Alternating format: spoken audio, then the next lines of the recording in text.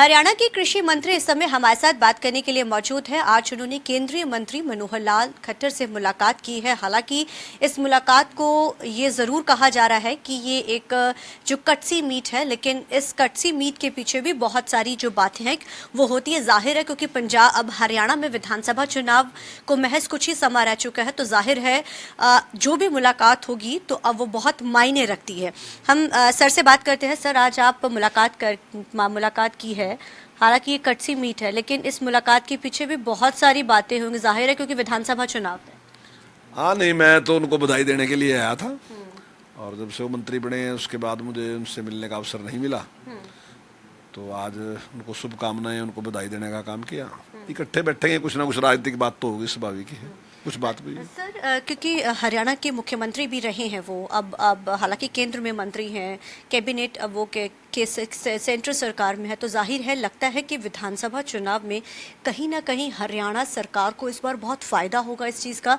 क्योंकि आमतौर पे जब भी कोई सेंटर में होता है और ख़ास तौर पे जब मौजूदा जब सीएम थे वो, तब वो अब सेंटर में चले जाएं, तो कहीं ना कहीं इसका फ़ायदा स्टेट को होगा। आने वाले समय में जो चीज़ें देनी होंगी वो स्टेट को दी जाएंगी प्रायोरिटी के ऊपर, और जो समस्याएं हैं और जो विधानसभा चुनाव है उसमें भी इसका फ़ायदा होगा।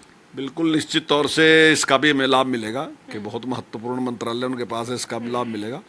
और जो हरियाणा की पॉलिटिक्स में जो उनका ज्ञान है, उनकी नॉलेज जो है वो आज से नहीं है। अभी ज़्यादातर जैसे मीडिया है, मीडिया का तो अब पता चला, लेकिन बहुत लंबे टाइम से वो हमारे संगठन मंत्री और सभी पदों पर रहे और सारी राजनीति वो देखते रहे, उनके मार्गदर्शन में राजनीति चलती रही।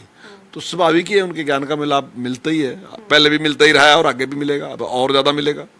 लगता है कुछ बड़े चुनाव से पहले बड़े बड़े ऐलान किए जा सकते हैं हरियाणा के लिए, क्योंकि ज़ाहिर है चुनावी दावे वादे तो होते हैं। अब सेंटर में सरकार आप लोगों की आ चुकी है, यहाँ के मंत्री वहाँ पे कैबिनेट में अब हैं, तो हरियाणा को इस बार के चुनाव में लोगों को बड़ी चीज़ें मिलेंगी। देखिए, हमने जन कल्याण के लिए काम किया है। अगर अब भी कोई इस प्रकार की जरूरत पड़ती है तो इस प्रकार का निर्णय निश्चित तौर से सरकार लेगी, लेकिन इसके बारे में जानकारी तो माननीय मुख्यमंत्री दे सकते हैं, लेकिन निश्चित तौर से कोई भी जरूरत होगी तो उसका निर्णय लेगी सरकार। कांग्रेस की तरफ से राज्यपाल से मुलाकात की गई है और कहा गया है कि सरकार के पास आंकड़े पूरे नहीं है, फ्लोट वो कह रहे कि राष्ट्रपति शासन लग जाना चाहिए।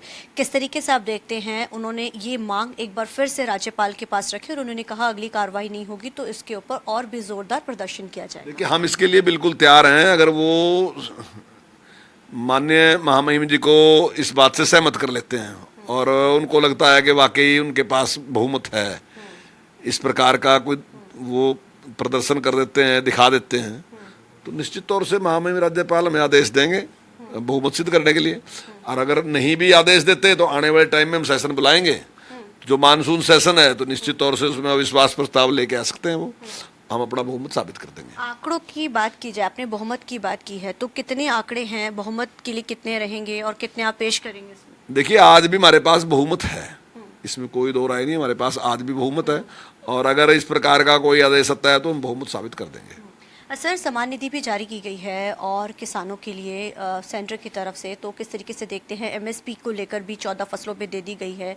क्या लगता है आपको कि इससे जो है कहीं ना कहीं जो है चुनाव में, क्योंकि जो भी चीज़ होती है, हाँ, क्योंकि पहले किसानों के लिए चीज़ दी गई, क्योंकि किसानों को लेकर ही लगातार जो है जो विरोध किसानों का देखने को मिला था, तो लगता है कि अब इन चीज़ों से चीज़ें जो है अब हरियाणा में वो पिक्चर बदलेगी। देखिए कि जो शब्द जो किसान वाला है ना जी, मैं इससे सहमत नहीं हूँ।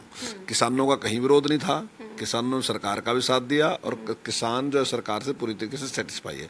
लेकिन कुछ संगठन हैं जो सहमत नहीं है, जिनका एक प्रदर्शन या जो विरोध इस प्रकार से जारी रहता है। और स्वाभाविक है, जो भी संगठन जिस उससे जुड़ा होता है उसकी डिमांड हमेशा रहती है। वो चाहे कर्मचारियों का संगठन है होगा, चाहे मजदूरों का संगठन होगा, चाहे वो फिर किसानों का संगठन, कोई भी संगठन होगा, उसकी नई नई डिमांड होती है उस प्रकार के प्रदर्शन। अगर बात किसानों की जाए तो किसान पूरी तरीके से सेटिस्फाई है।